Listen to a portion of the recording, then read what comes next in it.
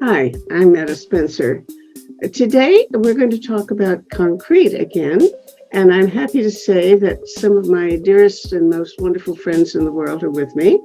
And so we're going to talk about a very special kind of concrete, which is carbon negative, big time carbon negative. And the special excitement that I'm feeling, it has to do with the fact that the CEO of the company that is producing this wonderful concrete, Brent Constance, is going to be with us, and let us ask him quite a few questions because, we're now doing a series with the Pugwash Group, the Canadian Pugwashites, who are very interested in trying to persuade the Canadian government to do good things for climate.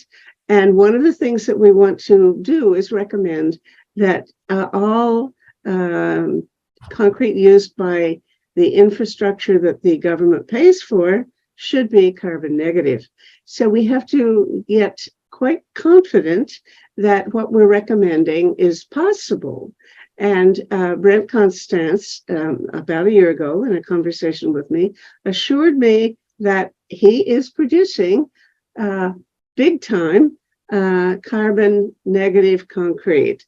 And it's enough so that if, according to their website, if something like 16% of the aggregate used in concrete around the world were using Blue Planet's concrete, they'd be able to sequester enough we would have the storage to sequester enough carbon to keep the world's carbon emissions or heat increase of below 1.5 degrees centigrade.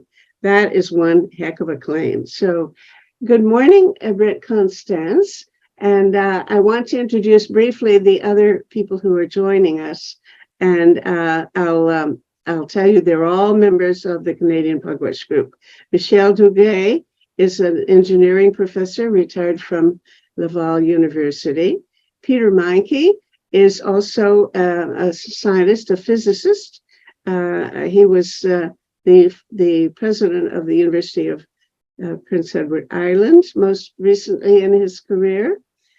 Peter Fikowski is a friend of yours, I think, by now, and a friend of mine, but I'm happy to say also by now. He is an engineer himself by background, and very much interested in solving problems having to do with global warming. So his book, The Climate Restoration, is absolutely the best book I've read in years. Absolutely. I cannot praise it highly enough. So everybody must go out and read that book. Phyllis Creighton is available here. She is a member of the Canadian Pugwash Group and has been very active in the Anglican Church as well. Adele Buckley is another engineer and physicist, and Ellen Judd is a retired professor of anthropology at the University of Manitoba. All of them are just ready to ask you questions about Blue Planet Concrete. So, Brent, give us your own pitch. Tell us what you tell people who ask you, oh, yeah? Is there such a thing as carbon negative concrete? Sure. Thanks very much. Yeah, I'd like to start off with just a few aspects of where is all the carbon on the planet anyway? Because it's surprising often that well-educated people don't always know. If we look at where is all the carbon on Earth, there's about 830 gigatons of carbon in the whole atmosphere. There's about 2,400 gigatons of carbon in the entire biosphere, all the rainforests, plankton in the oceans. There's about 38,000 gigatons of carbon in the hydrosphere, the oceans, lakes, rivers, ice caps. But there's about 100 million gigatons of carbon in the lithosphere, mostly in the form of limestone. And for all intents and purposes, on a practical scale, most of Earth's carbon is sitting in the lithosphere in a mineralized state. The other aspect is there's almost no carbon dioxide in a pure state on Earth. Even if you go to the methane hydrates in the ocean, they have methane and other gases in them. For most purposes, the only place you find purified CO2 is at Praxair, Air Liquide, Air Products, where it's been, chemistry labs, places like that. There really isn't a lot of CO2. There's dilute CO2 in the atmosphere, at about 400 parts per million. There's dilute CO2 coming out of coal-fired power plants at about 100,000 parts per million. But there's really no CO2 purified on Earth. Almost all of the carbon on Earth that's not in some biological molecule exists as carbonate or bicarbonate, and that's most carbon. So a lot of the fundamental approaches to mitigating carbon or managing carbon assume that we're going to be working with purified CO2, which is actually a very rare substance. It doesn't really exist anywhere. And even diluted CO2, usually with nitrogen in the atmosphere, is a very, very small fraction of all the CO2, of all the carbon on Earth. So that I like to start off there with that understanding. Also, when we look at what that looks like, if we take a ton of CO2 and we ask, what does that translate to? Well, if you think of mother of pearl, it's the calcium carbonate mineral aragonite. It occupies about 1 cubic meter.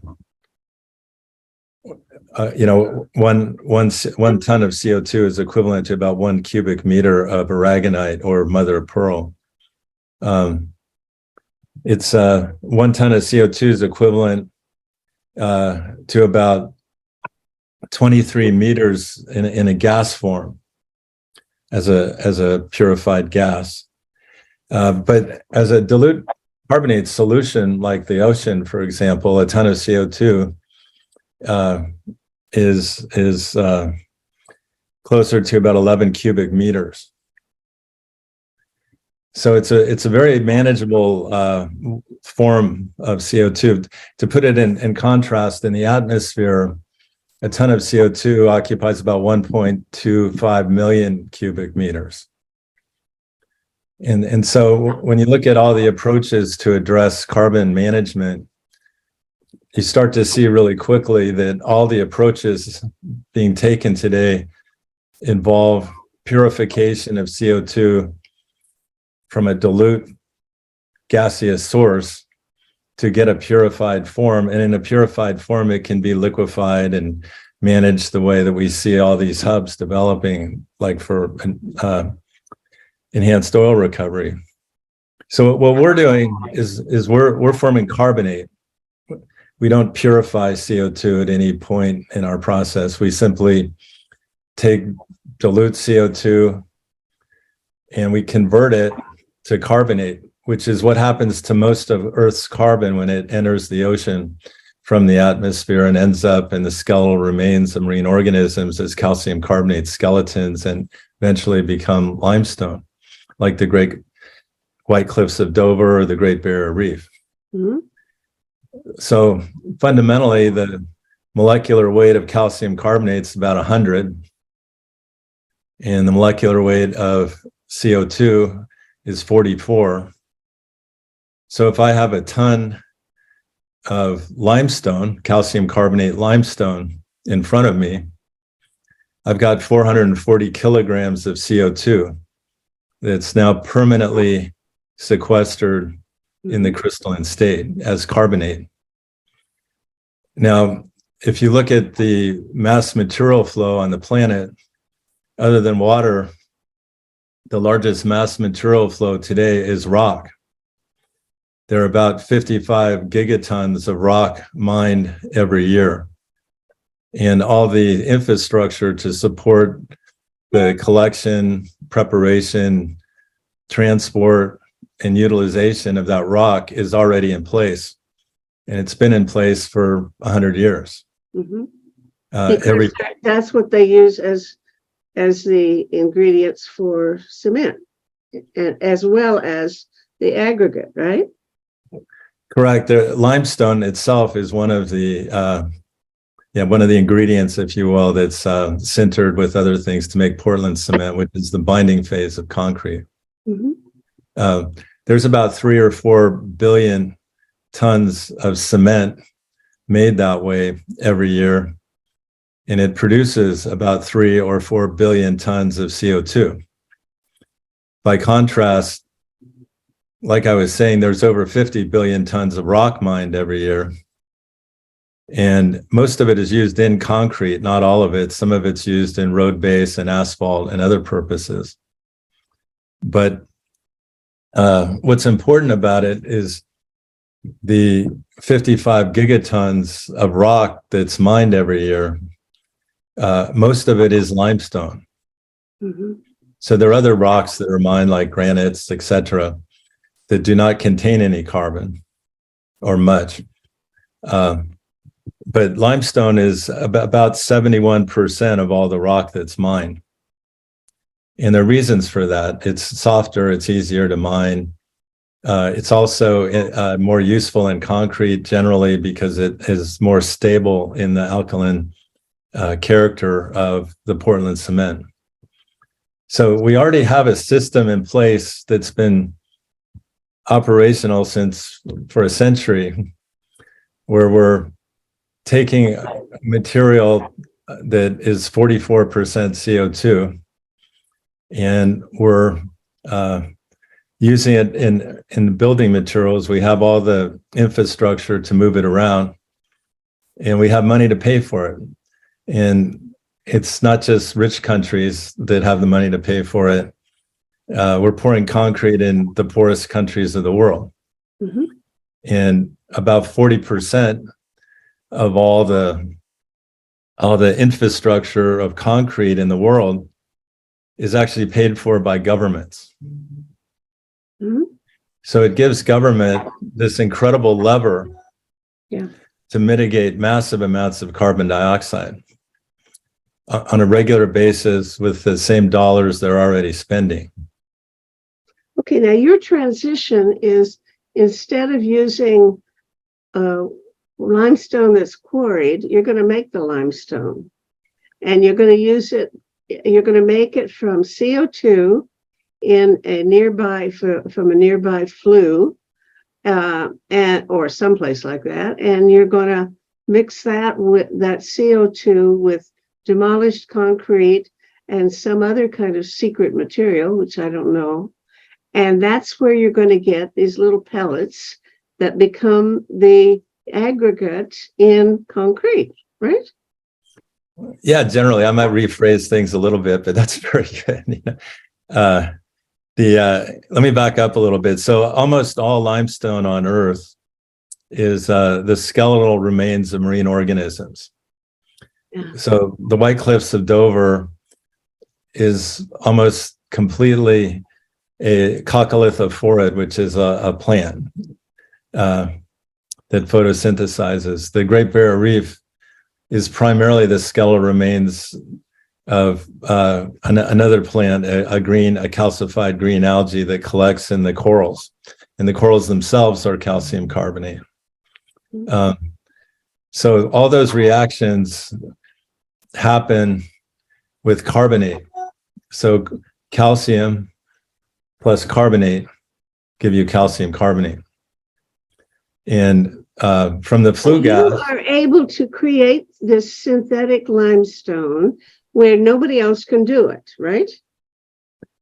well, it's hard enough for us to get it done. If someone else can get it done, I admire them. It's been a lot of work figuring all this out. But precipitating calcium carbonate, there's nothing new about that. That's been around forever. There's calcium carbonate in our milkshakes and paint and paper and all over the place. Mhm. But consolidating it into a hard rock that can be used as aggregate, and let me back up a little. Concrete is about 80% aggregate and only about 20% cement. Mhm. And a big portion of that aggregate is what we call sand or fine aggregate. And another big portion of it is gravel or coarse aggregate that's graded very specifically by size and other things. So the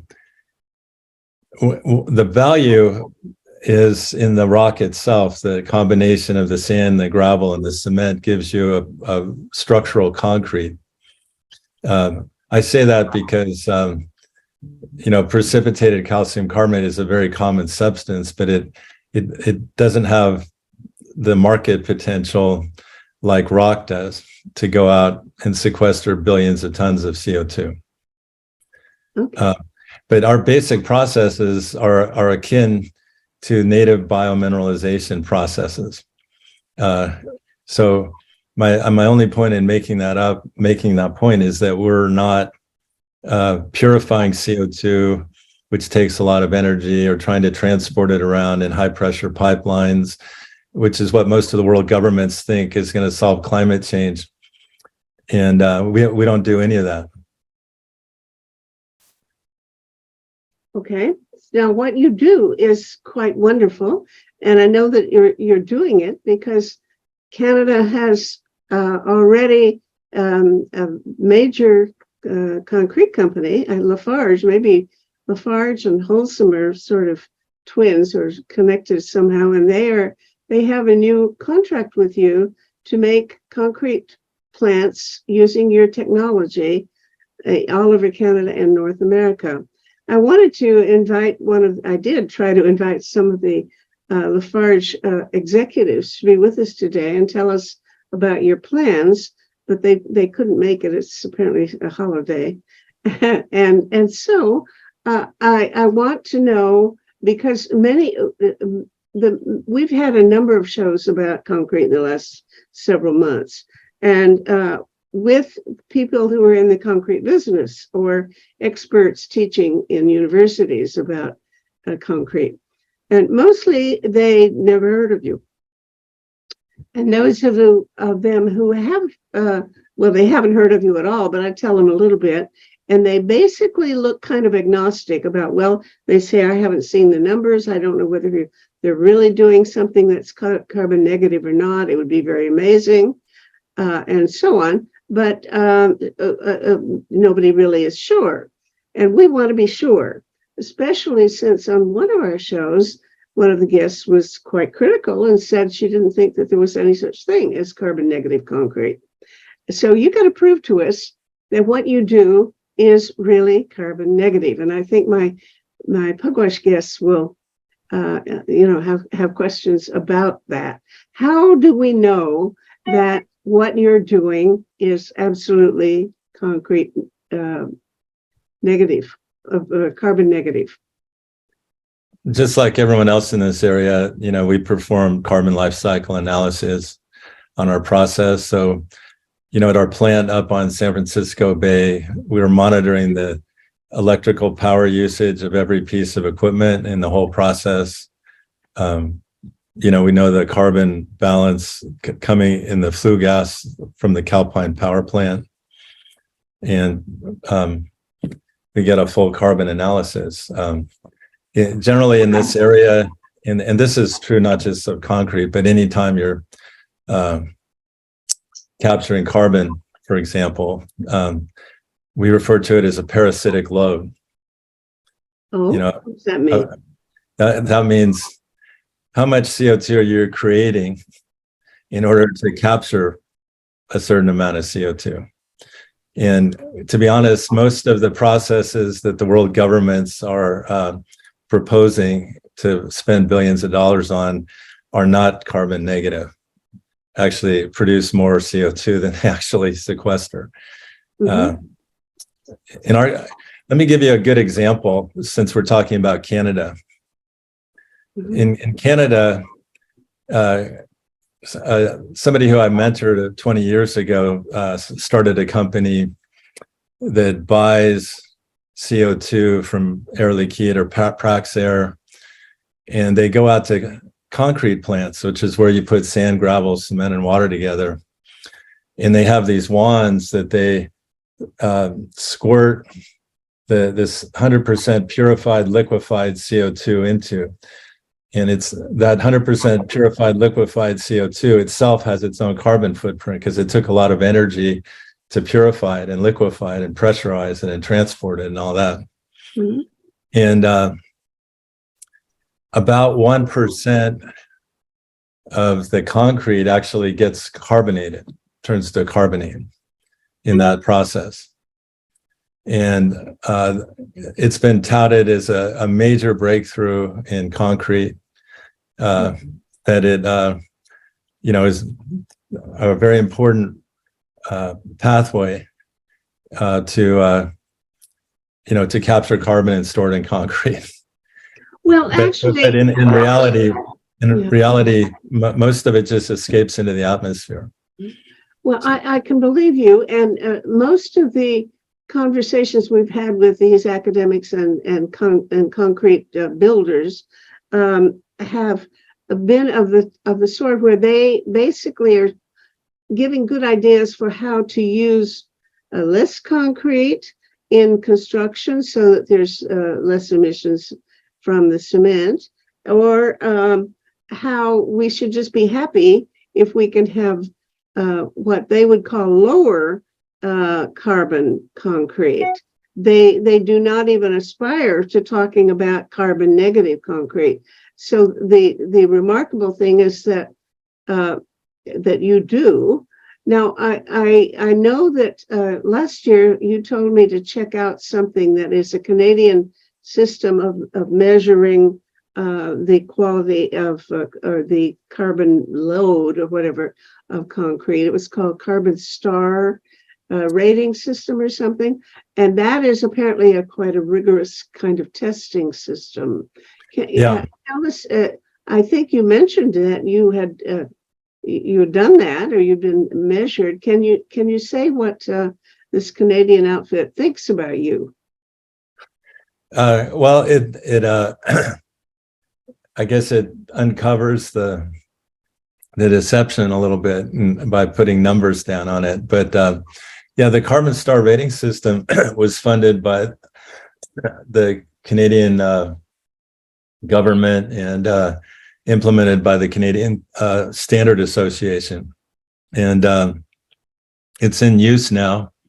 For example, at San Francisco International Airport, where we've poured concrete, if you even want to bid on the concrete there, you need to have a Carbon Star rating of 200. So let me explain what that is. Mm-hmm. A normal yard of concrete has a, if you will, carbon footprint after considering the parasitic load and everything, a carbon footprint of 600 pounds. And that's mostly because it has 600 pounds of cement in it. If you even want to bid on the concrete at San Francisco Airport, it has to have a Carbon Star rating of 200 pounds. They have a reach goal of a Carbon Star rating of 0, and then a regenerative goal of a Carbon Star rating of negative 200 pounds. Mm-hmm. Now, a typical yard of Blue Planet concrete, we just use the normal amount of Portland cement, so that gives it 600 pounds. But we use 1,200 pounds of sand. 44% of that is CO2. 1,800 pounds of gravel. 44% of that is CO2. So that's about 3,000 pounds of coarse and fine aggregate. And we, 44% of that's around 1,200, 1,300 pounds. So we're putting 1,200 pounds of CO2 into that same yard of concrete, which erases the 600 pounds from the cement. And now we have negative 700 pounds per yard in the concrete. Okay. So the kind of impact that has is, we're working with a number of the social media companies that are building large campuses here in Silicon Valley. And some of them are owned by Microsoft. And Microsoft has a corporate directive to be carbon neutral, not just operationally carbon neutral in their buildings, but in terms of the embodied carbon as well. And, so they're trying to find ways to be carbon neutral. And when you're building a large campus, there's so much steel and glass and other things. It's really impossible with most building materials today. And then the concrete itself is usually a huge problem. In this case, the concrete solves the whole problem and more. What's really interesting about it is, like you alluded to earlier, structural engineers and architects are trained in the very beginning to minimize material as much as possible. So we had a case for one of the buildings. The engineering team came in and said, look, we were able to cut all the concrete in half. And I said, is that so you could have a better carbon footprint? They said, yeah, of course, isn't that great? And I said, no, you should have doubled the concrete, because with carbon negative concrete, the more concrete you use, the more CO2 you've sequestered. Yeah. And when we look at the profile, a lot of those decisions are pure economic decisions, right? And if say I'm LinkedIn and I have to have a carbon neutral 200,000 square foot campus, I'm looking at all my alternatives. And, they look at buying offsets, which are real expensive, and we're not sure what a good idea that is anyway. In most cases, they could build a dedicated solar farm. And all those options are really expensive. Mm-hmm.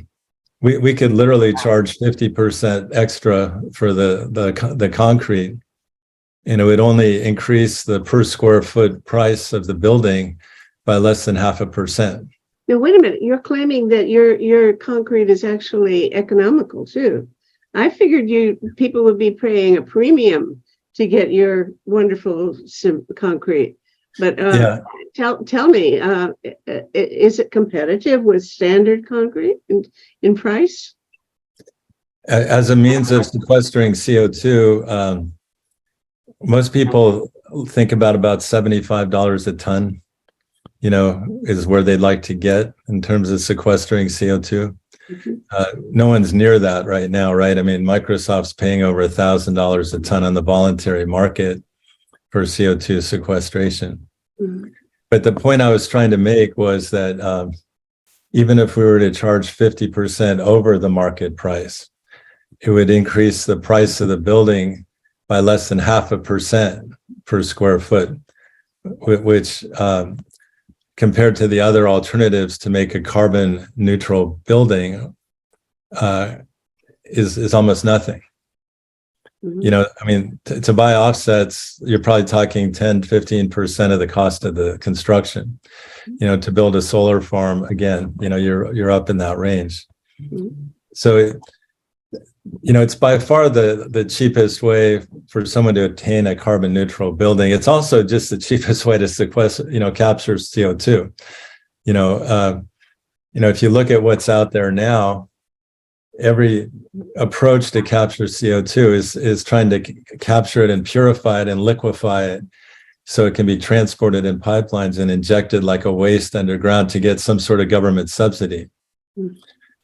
And the problem with that whole approach, building businesses based on government subsidies, aside from the fact that there's only 5 operating carbon sequestration projects on the planet other than enhanced oil recovery, injecting purified CO2 into saline reservoirs, and they're all fraught with problems. Yet this is what all the governments of the world are focused on, is spending money. I'm going to invite the Pugwashites, because I'm monopolizing your time, and I'm sure that there are various people who have questions of their own. So if anybody wants to ask Brad a question, yes, here's Michelle Duguay. I have been tremendously impressed by your presentation that was on one of Meta's videos. The first question that comes to my mind is, would it make sense to get the National Academy of Sciences on our side. The NAS is very powerful. Congress and the U.S. Senate will follow usually the recommendations of the National Academy of Sciences. Secondly, when you talk about governments in the world, I got the impression from looking it up in Google that the Japanese government has been doing some good stuff in carbon negative concrete. So these are my two questions. I'll answer the second first. So one of our significant investors is Mitsubishi Corporation. And we are working with them and members in the University of Tokyo, where there's a strong concrete group. Japan is, there's a lot going on there. We have quarterly steering committee meetings with our people at Mitsubishi. One thing we found is that, government entities like the Department of Energy, can be very helpful. At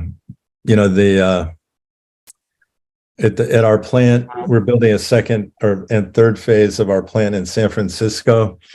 We applied for a Department of Energy loan guarantee for a $260 million project that we're building there. And we just passed what's called phase one, and now we have to do phase two. And there's a lot of help there, but there's also this ingrained paradigm that we're going to address climate change with subsidies coming from the government, and that we're going to pay to eradicate all the CO2. And it creates these structures, supported by the National Academy of Sciences, that assume that we're going to build businesses around government subsidies. And if you just sit down and do the simple numbers on the back of an envelope, you can see that, only a few rich countries really have that possibility, and the possibility of doing anything significant in terms of climate change are de minimis. And I'd love to get the National Academy of Sciences involved, but if you look at the reports they produce, I guess I'll go on to the next question, but I'll just say this is too big for government. I like that. Okay. Who else has a question? Yeah. Adele. Excuse me. I have a couple of questions. I guess you're right beside a coal plant, and you get the carbon dioxide from there. Is it part of a carbon capture project, or is it straight from the flue gas? Yeah, so we're at the Los Medanos Energy Center, which is owned by Calpine Corporation, which is the largest producer of electrical power via natural gas in North America. They also are the largest hydrothermal generator in the world. But Calpine was founded by Pete Cartwright with the intention to eradicate coal by replacing it with natural gas. And Pete actually built the Fukushima power plant and has a lot of history in power. So he was a real visionary. This was back in the early 90s that he did that. And Calpine has a fleet of about 86 natural gas fired power plants. And we take their flue gas and strip the CO2 out of it. But it powers most of the city and county of San Francisco with their power. What's interesting about it is they also, just to address your question, had a DOE grant to do CO2 purification and liquefaction and put it in pipelines and take it into the California Central Valley to be injected underground. And the project completely stopped because they couldn't get pipeline routes. They couldn't find secure places to eject the CO2. And just the parasitic load of purifying the CO2 is totally impractical. And that's been the case over and over and over and over and over again. But you're going to see these CO2 sequestration projects increasing. The IRA Act, I think, is going to put over $200 billion into these CO2 hubs. But the positive side of it is, and that's why I always talk about where's the carbon and bicarbonate, because we're building hubs ourselves, but we're not transporting purified CO2 around. We're just taking a thermodynamic downhill pathway and letting the CO2 form carbonate the same way 99% of the carbon on Earth does. And we're piping it around in bicarbonate pipelines, which can be simple water pipelines, not highly pressurized pipes with compression stations, which is really just part of the oil industry. Right? Well, I'm not sure you're answering my question. I wanted to know where's the CO2 coming from. It's a natural gas-fired power plant. Okay, but it's not coming from the air. Hugely indirectly. You take it from a natural gas plant, which is, and you somehow or other, you do a bit of extraction of CO2 before it goes into the concrete.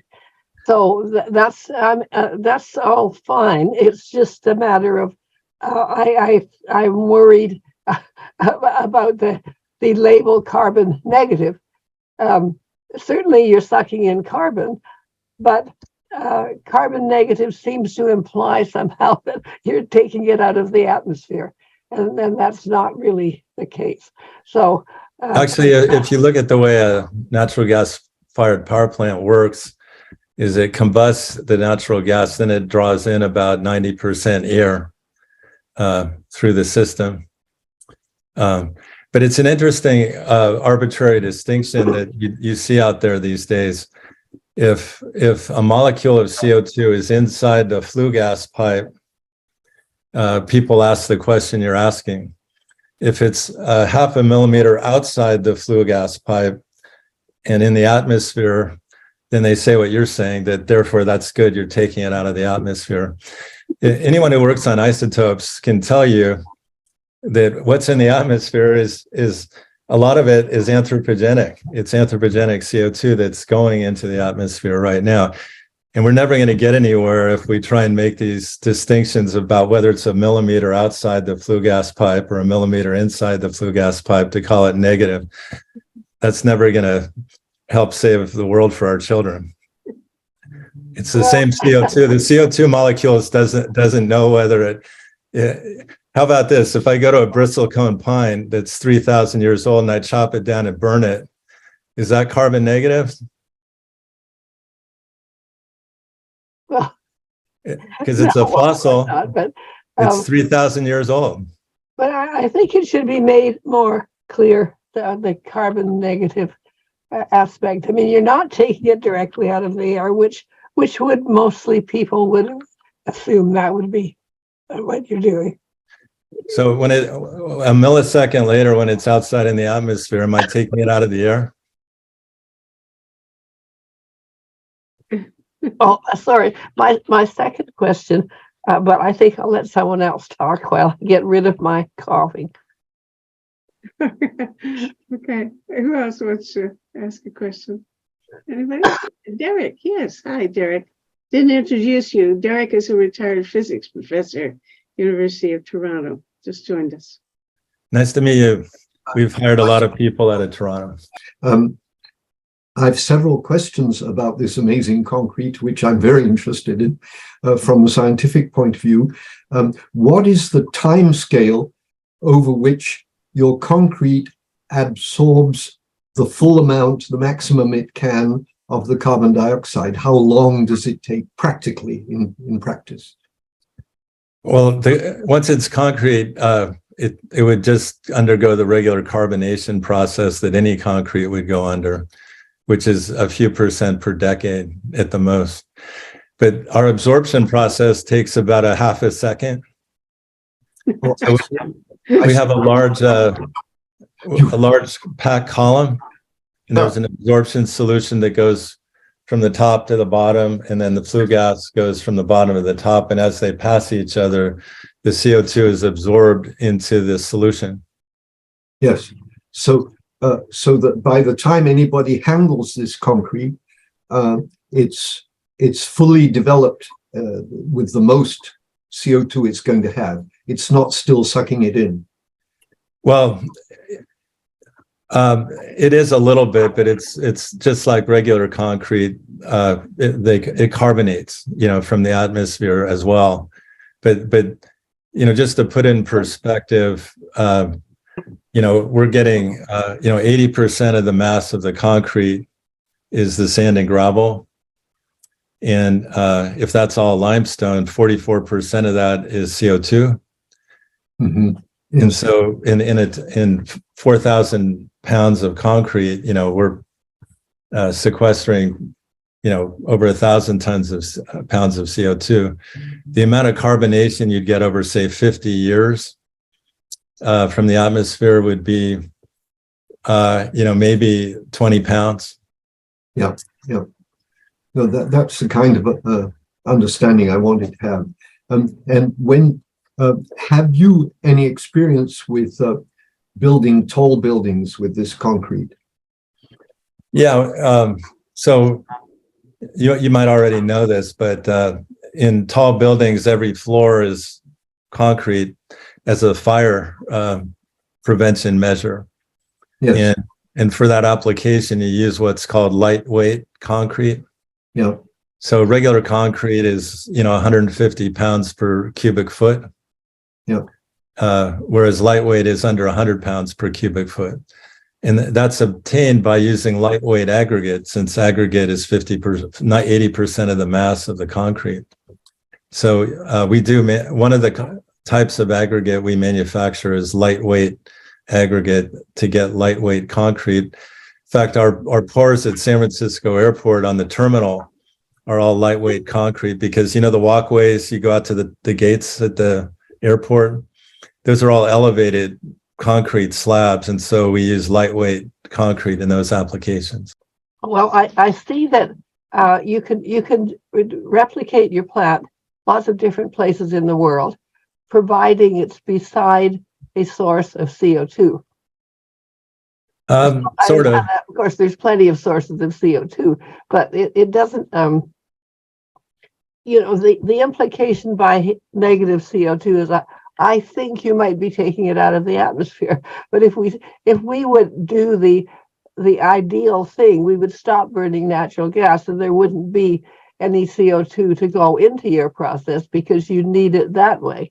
But there are clearly a lot of applications for your process. But yeah, let me just interrupt for a second and say we do have several patents on running air directly through the same absorber, and we take about half the CO2 out in about half a second. So even compared to these conventional air capture systems that are being developed, since we're not trying to make purified CO2, which they all are, and that's why they're interacting with the oil industry to take their CO2 and use it for enhanced oil recovery to get the low carbon fuel standard credit. We can just run air right through our absorber and take it from 400 ppm down to 190 ppm, and we do that all the time. But it's the least practical way to capture carbon out of the atmosphere is to do direct air capture. In fact, you'll see it's been published all over the place just in this last week, but most of us have known this for a long time. Direct ocean capture is 100 times more efficient than direct air capture. If you really wanted to, the atmospheric CO2 is in equilibrium with the ocean. So if you pull the carbonate out of the ocean, it's about 100 times more efficient than direct air capture. Direct air capture takes 1.25 million cubic meters per ton. With a fraction of that, it's almost like Monty Python, what they're trying to do. I 100% even though it's funded. On that, direct air capture seems like the worst possible way of dealing with it because it's just so little amount captured compared to the enormous amount of expense. So not a good idea. But my other main question is, has anyone else looked at your figures and your entire system from start to finish and said, yes, we agree with you, and we're a third party, we have no interest in your business? Has a third party verified what you have done? I think there's probably hundreds of groups that have done that, for analysis, independent engineering reports for investors. And, I mean, speaking of Canada, we got a $500,000 grant from the Alberta government about 6 years ago. And we, the DOE loan guarantee program is a pretty rigorous thing. And all our investors, whether we're Mitsubishi Corporation, Chevron Corporation, Sulzer. Sulzer is the largest manufacturer of these absorbers in the world. They're our largest single dollar shareholder. We have weekly meetings with their teams of experts. But yeah, there's been hundreds of verifications of what we do. Well, I think that it would be good if you would publish some statements from them. I mean, not if your actual information is proprietary, then of course that has to stay where it is. But if someone who is not connected to you would publish their findings that are positive, I would feel a lot more confident about you doing your process all over anywhere applicable. That's what's so great about what we're doing, is all we have to do is do it. We don't have to get the blessing of any outside body of experts that never produce anything, or do things like direct air capture. We don't even care. We're just saving the world here. We're not trying to get a blessing. You'll get it anyway. But aren't you? Well, I guess it's Pugwash that's trying to give a blessing. Really, I'm not.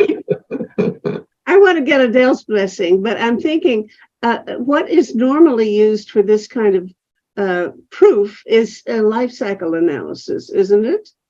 And so probably somebody's done a life cycle assessment of Blue Planet Concrete and ask them to, send me a copy and I'll make Adele happy. I think there's an LCA on our website even. Oh, is there? All right. Yeah, we have a whole department that does LCAs. They're experts in the area. Good. I want to ask you about where you're going to get your concrete, because obviously you lucked out with the idea that you don't have to count in the demolished concrete that you use. You don't have to count that as against your the cost of making your concrete, because it was made, it's made of sidewalks that were poured 100 years ago or something. And so it's like finding a rock that already, you didn't put the CO2 in the stuff. And so you're not responsible for counting it against your manufacturing process. And I think that if you, once you don't have any more demolished concrete that you can use, and you have to find some other sources, I'm not sure it'll be carbon negative, will it? Because you'll have to count whatever you use as a source. So tell me, isn't that the case that the reason you're carbon negative is that you don't have to count the carbon that was generated by the people who made the demolished concrete that is your feedstock? Yeah, actually, most of the time we don't use demolished concrete, but that's not we don't get CO2 out of the concrete. We get calcium. That's our source of calcium. So okay. So that has nothing to do with it.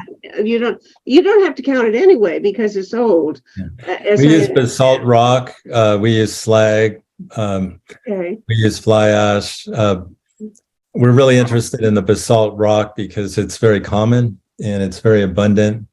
In fact, one of our large investors is Knife River, which is one of the largest aggregate producers in North America, and all their quarries are in basalt rock. Mhm. And we found that to be a really good, we call it a geomass. It's a source of alkalinity. You need 2 moles of alkalinity to neutralize every carbonic acid, because the reaction starts with CO2 plus water, makes H2CO3, which is carbonic acid. And if you want to get to carbonate, you need 2 moles of alkalinity, like an oxide, for example, like calcium oxide. And any form of that, like basalt rock, there are mafic rocks like in Oman and California, but there's abundant supplies of geomass all over the world.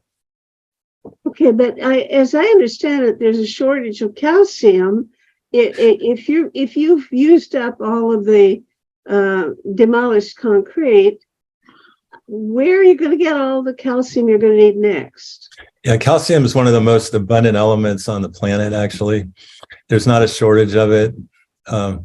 And both calcium and magnesium make carbonates. In fact, the most common carbonate rock out there is not what we call limestone, it's dolomite, which is a calcium magnesium carbonate, and it's more stable, and it's been used as an aggregate for, again, over a century.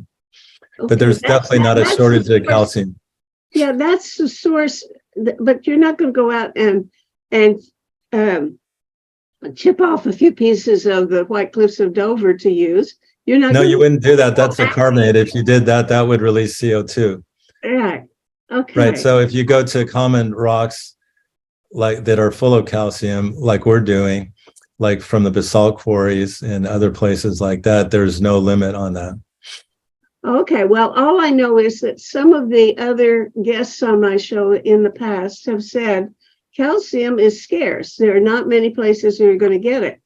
So I don't Maybe know. they're on another planet. Okay, I can't Just go on your Google and say source. What are the 5 most common elements on Earth? Okay, and it's in a form that you can put directly into your use it. Right. If you look on our website, that's our reformation process step. You'll see on the website.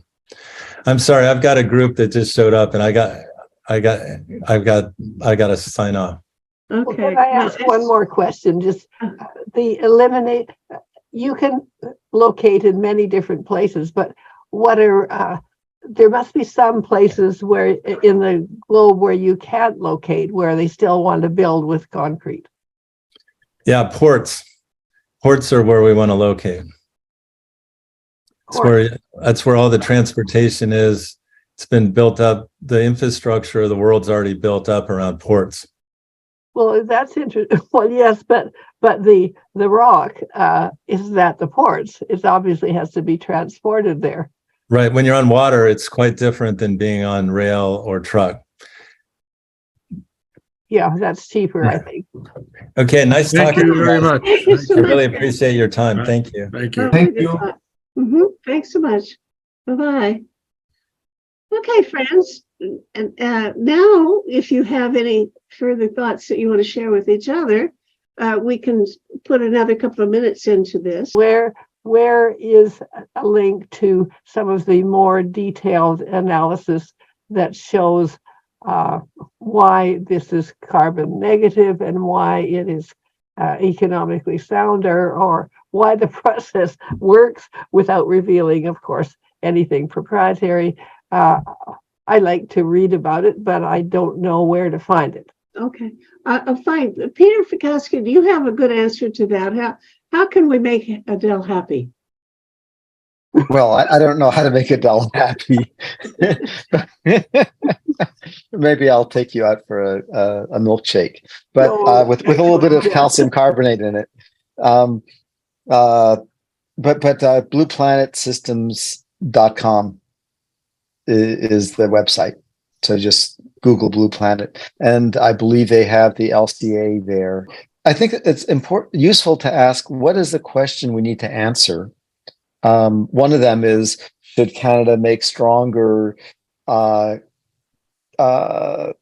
negative concrete standards?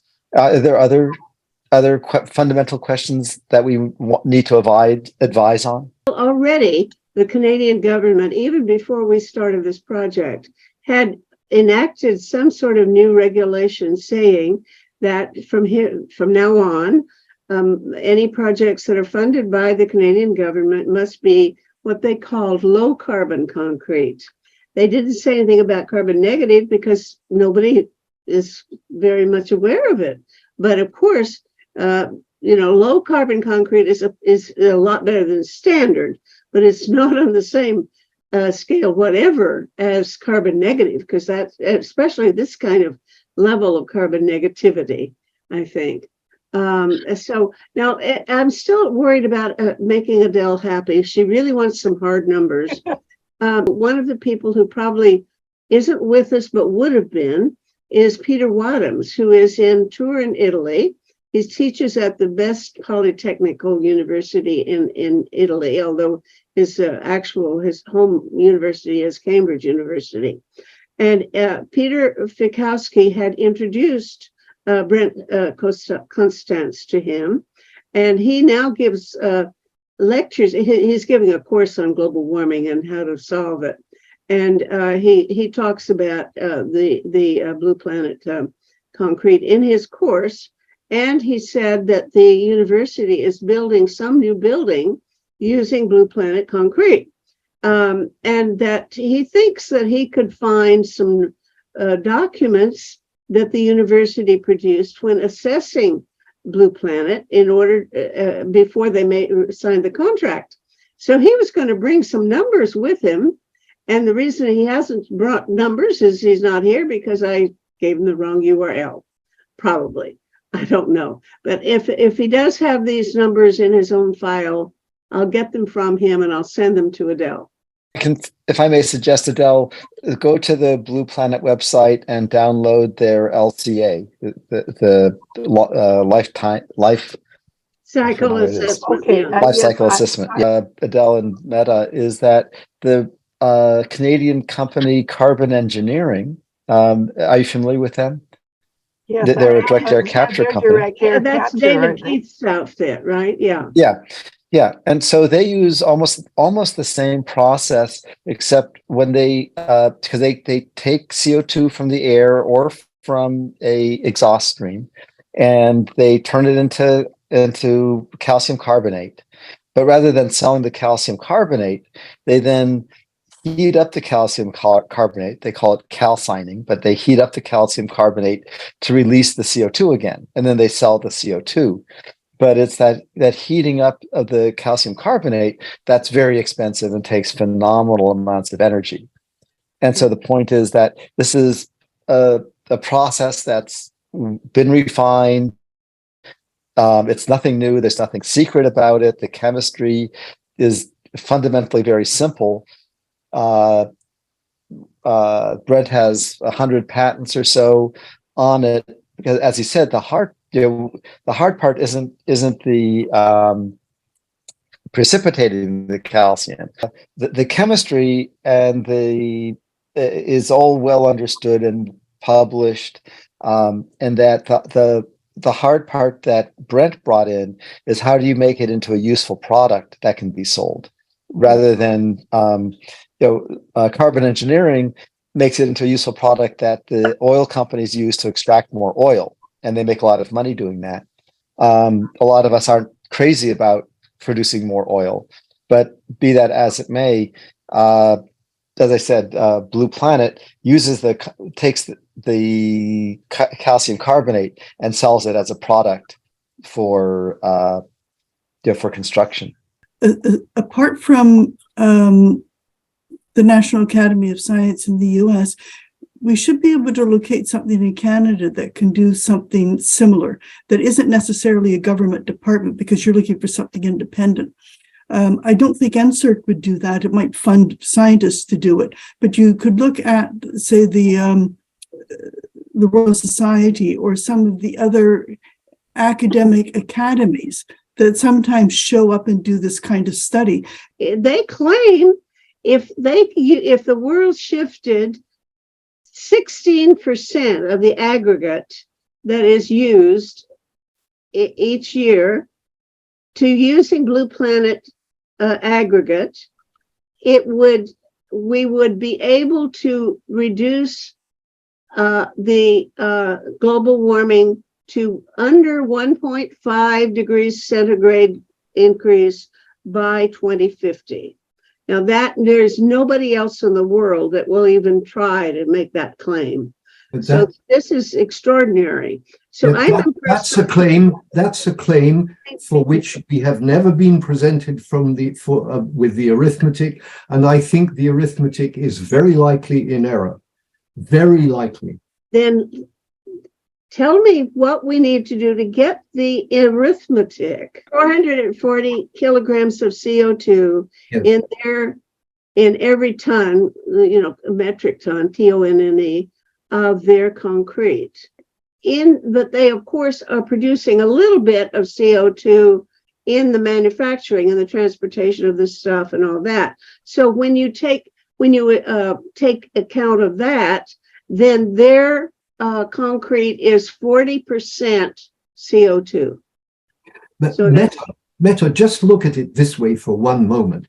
The industry is only producing something like 7, maybe 8% of all the emissions, and that the concrete could reabsorb not only that but all of the rest of the emissions. Is what they're claiming in this claim, and I don't see how that could be possible. That's what I say. It's up to them to display the arithmetic. So you sent that out as a written statement, and I presume you got it from them. I got it from their website. Yeah. I think That's it's the kind of thing that makes me worried. and I think it's a very big exaggeration. Then I don't know how to. I don't know where to go from here. I will ask Peter Fikowski I don't know who else knows the numbers. I will ask Peter Wadhams. I'm not sure how to where to go to satisfy you, but that's exactly what I want to do is make sure you're convinced. If they're making that claim, it's they that have to do it. When you're a scientist, you have to prove your result when you publish it. And they're publishing a claim which I don't think is quite correct. It has to do with the stupendous amount of concrete that is being used in the world. Well, Meta, I think you're sort of right, but sort of not right. Well, one of the things that we really want is to get the reduced fossil fuel use, preferably zero. And as long as we're burning fossil fuels, that produces a source of CO2, which they could use in the concrete, and everybody benefits in some way. But none of this takes any of the existing CO2 out of the air. It doesn't go to help the amount of warming. It's not a matter of taking it out of the air. It's taking it out of of the total amount that is being produced. And of course you're right, but it's not going to take us back to the 1.5 degree warming until somehow there is a way of either cooling the planet by geoengineering, God forbid, or do something which is different than burning fossil fuels and taking the carbon dioxide out of the flue in order to help build the concrete, which is quite wonderful, and I think it's beneficial by the sound of it. But we going on to claim that it's going to return us to 1.5 degrees C of warming is excessive, and there's no way to back that up. Claim that I've read, and I read it very carefully, assumes that not only is their concrete carbon negative, but they can suck out an amounts of CO2 equal to 14 times what the concrete and cement industry produce. And I don't think that's correct. I don't think it can be. The figures don't add up, but they should produce the proof. of what they say. Mm. And it's a pity, because this is a great project that we were hearing about. I'm 100% in favor, but I just don't believe that claim. Each individual project is sequestering CO2, and I think that we have come to believe that that is true. That they're actually making carbon negative concrete, if you want to call it that, because it gets CO2 that was going to go into the atmosphere, and it goes into the concrete. So great, we believe that. But they're sort of scale up to saying if we did, I don't know how many plants all over the place, we would save the world. That is something I cannot go believe. It's okay to just do per plant is an excellent activity, but sort of saying this is how we're going to save the world if we only did a lot of plants, that's the part that really troubles me at this point. Thanks for very much for the invitation, because it was really great listening to this guy. Very important. Okay, thank you very much. I'll see you. Bye-bye. Okay, Meta.